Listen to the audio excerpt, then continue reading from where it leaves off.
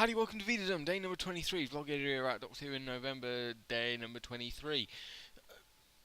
It's review of An Unearthly Child, and I'm only going to do episode 1 because I watched that and then realised I needed to sleep if I was going to be up at 3 AM to watch it at the exact same time as it was 50 years ago because nerd.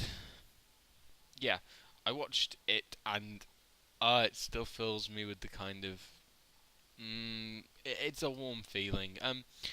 Basically, it's a really nice episode because, well, it's not the same as anything else on TV, and you get that feeling straight away because the title sequence, the credits, they just sort of,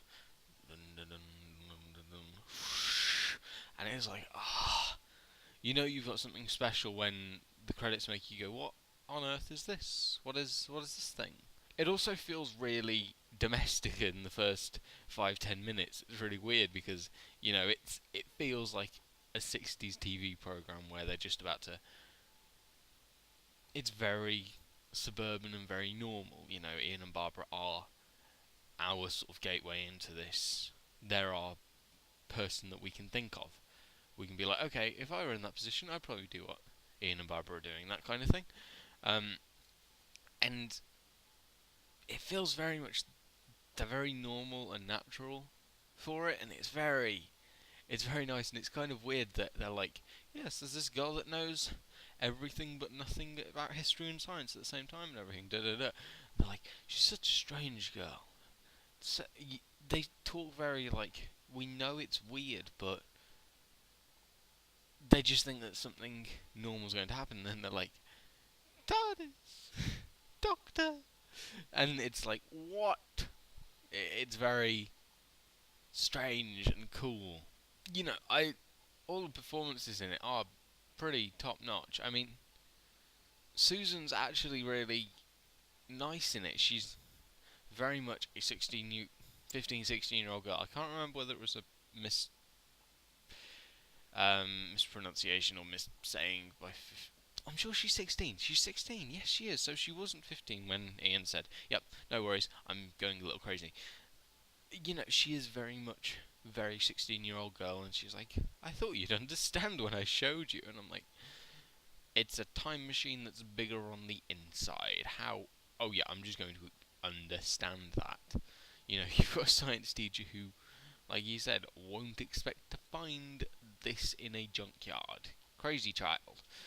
You know, Barbara's a lot more, I think, reserved than we will probably get later on, but she's very rational. She's very. When she walks through the TARDIS, she's like, right, so, you know, it's it's weirdly very in her characters to be like, I accept this because I can see it. I can see it, now let me just wonder what it is. Whereas Ian's very, he's very much, but it can't be. There's got to be some trickery, he's very. Did I say Barbara was logical about it? Because Ian's very logical about it. I'm kind of. I've basically just woken up. I'm really sorry, but yeah, he's very much. There's got to be an answer to this, and the Doctor's like, oh, silly boy, and it's kind of weird because I watched An Unearthly Child, knowing that he played an old man, and then knowing that basically him being an old man is him being like a teenager, basically, in Time Lord years, and it's kind of weird because they both work. He's very. I think it's the whole William Hartnell being whimsical in this because he's very. He just has a sort of cheekiness about his role.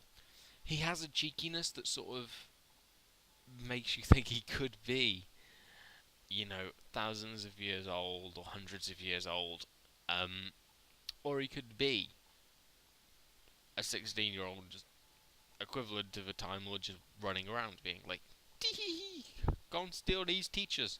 Because basically, his first Doctor problems, just like, teachers have run into my time machine. Better steal them. Oh, Doctor.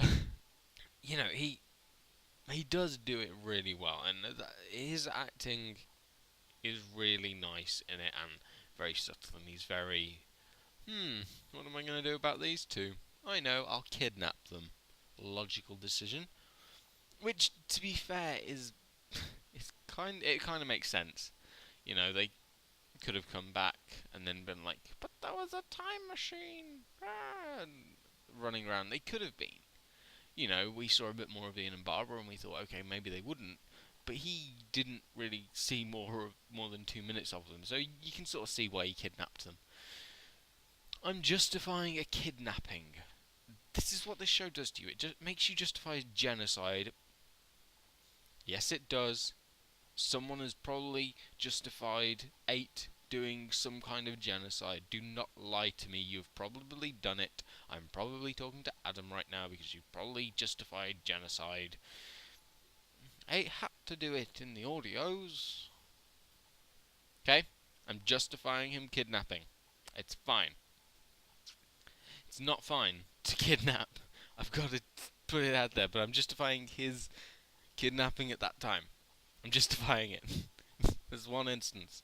And also, it's really nice to see, and it sets up the show really well. And it was really great that Verity said, we're getting this to be repeated because people need to know what the hell's going on, rather than la la la la la. Oh dear Lord, where are we?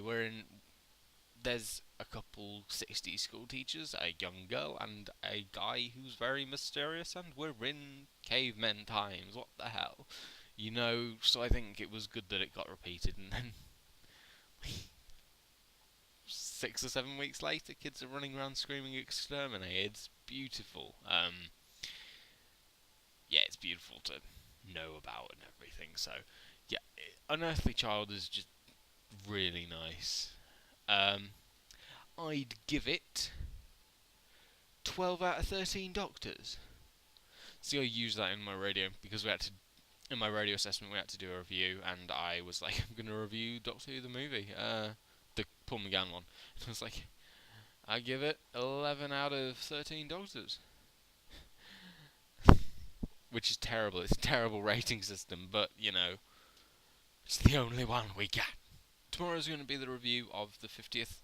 I'm basically going to try and review and edit / do my reaction right after it's finished, because I have to go down to the common area at my apartments and sit in front of the TV, making sure no one changes the channel, and putting a sign up saying, disturb this viewing and you will be kicked in the jelly babies. Someone's going to disturb it because people are idiots, and then I'm going to run back up and be like, or be like, it's going to be one of two emotions, basically. I'm going to have an emotional range of a hamster, or have the emotional range of someone who doesn't like the show because lots of people are being mean, and I'm like, go away. I'm very... Energy drinks and sleep are not the same thing, and I put them together, and it's not good. Goodbye.